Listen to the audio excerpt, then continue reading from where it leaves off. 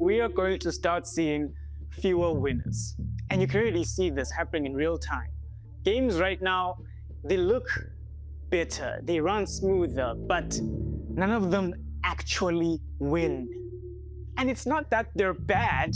I mean, they sell, they work, but they just don't stick.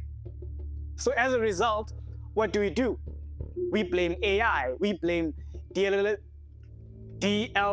5, we blame lazy devs. But that's not really what's changed.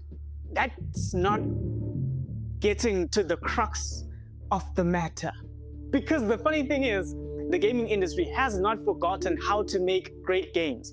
It still can. It still has that ability to make the most incredible games we have ever seen or ever witnessed or ever come across. They absolutely have that capability. So it's not a matter of capability, it's simply a matter of they have forgotten how to win. Now, what do I mean by that? I've said this, I don't know how many times. I keep circling back to this one point. When a system isn't allowed to fail, then that also means that system isn't allowed to experiment or to innovate. It doesn't take bold risks anymore. It simply plays it safe. And you can see this pressure structure almost everywhere you look. Don't believe me? Let's take something recent. Let's take GTA 6, for example. GTA 6 right now is arguably one of the biggest games of the decade. It's not an understatement to call it the biggest game of the century. And at first glance, you can look at a game like GTA 6 and you look at that and you're like, that is strength, that is power. When you have a game that is so powerful that it shifts other game schedules and releases around you because they don't want to compete because they know that they're not going to make it, they're not going to win. That is strength, that is powerful. It's almost as if you are the Gojo of the gaming industry. Everyone takes notice because they have to. That is apex predator territory. That is peak. However, that isn't necessarily the case. The GTA 6 situation actually reveals something rather uncomfortable beneath the surface, and that is concentration. Now you're probably thinking, dude, what the flip? What the hell are you talking about? Concentration? What are you saying, man? Talk, what are you saying? You see, when one title, such as GTA 6, is carrying that much of a weight on its back, the system isn't spreading risk. It's concentrating it towards a single point. That's what we call risk concentration. It's the same thing as, say, putting all your eggs in one basket. And that is actually one of the many faces of fragility. Not when failure happens, but rather when failure simply becomes unacceptable. Because think about it. If GTA 6 failed and didn't live up to expectations, do you know the catastrophic consequences that would ensue as a result of that? GTA 6 has the power to sink Rockstar Studios. Do you get that? They have the power to end Rockstar Studios as we know it. So that is a massive amount of pressure that one has to juggle, that the system has to juggle and deal with. And right now, the system isn't one that is able to actually absorb failures. That's what makes it dangerous. Because the funny thing is, you don't even need GTA 6 to actually see the problem. You just need to look at what kind of system actually produces it. You have a sequel, a known giant, carrying so much expectation that losing isn't really an option. And so many games fall into this specific category.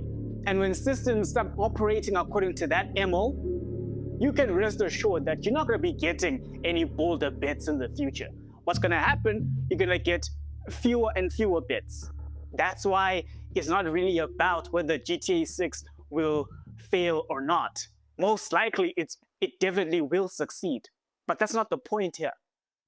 the point of the matter here, the nucleus of the matter, is what this says about the gaming industry. But believe it or not, it wasn't always like this. There was actually a time when the industry was completely different. And it's not because the games were magically better or anything like that. No. It simply had to do with the fact that the system at the time allowed games to fail. They allowed them to fail 10 times over, 100 times over, and they could still shoot for the moon and land on the clouds. We're talking about the PS2 era. I mean, you had games like Fear, God of War, Devil May Cry, Burnout series, The Matrix, Path of Neo, Silent Hill, different ideas, different mechanics, different risks, all cooking in the same pot. And you know what the best part? Not all of those ideas worked. And that is what made it beautiful, because that is the point. That was the point. None of them guaranteed a legacy franchise. But companies at the time were able to keep on going. They were able to throw whatever they could at the wall until something stuck, because they weren't punished when they actually lost or when they failed. They had the room to, like I said, to shoot for the moon, man. And it didn't mean that when they failed, it would mean the end of the line for them. The studios would be shut down or something like that. They weren't dealing with high stakes. They were simply able to learn, and to learn safely. They had parachutes when they failed. They had parachutes, man. They were able to do it again and again and again up until something actually stuck. That is the system we're talking about. This isn't nostalgia I'm trying to explain here. I'm talking about the system itself at the time was one which the gaming industry currently right now would give their left arm to have back. Because currently, right now, in today's timeline, it is the complete opposite. In today's timeline, we have higher expectations. We have $200 million budgets for a freaking video game. Hollywood budgets, higher stakes than ever before. By default, if you're working with such a resume, you're not allowed to fail. You can't. And as a result, if you do fail, it's the end of the line for you. It's over for you. There goes your paycheck. Your studio has been closed. So why would one innovate? Why would one take bolder risks when that's the environment that you're actually working with? An environment that doesn't breed innovation and new game mechanics. Because winning was never really about being right.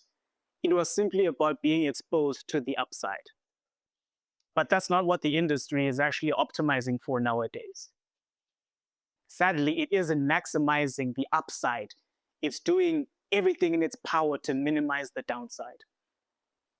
It's almost like a student doing every single thing they possibly can to guarantee an A-, even if it means limiting themselves to learning different strategies that would allow them to get an A+, or an A++, or even a fail. But no,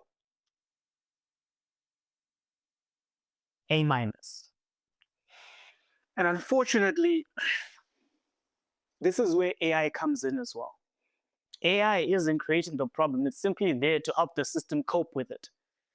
Tools like AI are not going to push the gaming industry into new territory of game mechanics or innovation. Yes, it's simply there to make sure that games don't fall short of expectations. And honestly, the sad part about all of this is that when every decision is made this way, you don't eliminate failure. The only thing that you actually manage to do is to eliminate the breakout successes. There is a reason as to why. If I were to ask you, analyst, when was the last time we had a breakout success? And that breakout success, let's say, for example, it wasn't a sequel, a new IP. When was the last time we had that? We don't really get many of those, do we? From the top of my head, I can think of Clear Expedition 33 or Cyberpunk 2077. Those are the type of games that not necessarily carried the same hype that GTA 6 has, but I would say Cyberpunk carried that same hype, that global hype that GTA 6 has. Clear Expedition didn't necessarily have that same hype, but it brought new mechanics and systems that made it stand out, made it a breakout success. That's why it won all the awards, and it deserved them. But how many games like that can you actually name? Not many. And that is the problem, unfortunately. Decisions that are continuously made this way will only get us consistency and fewer winners overall.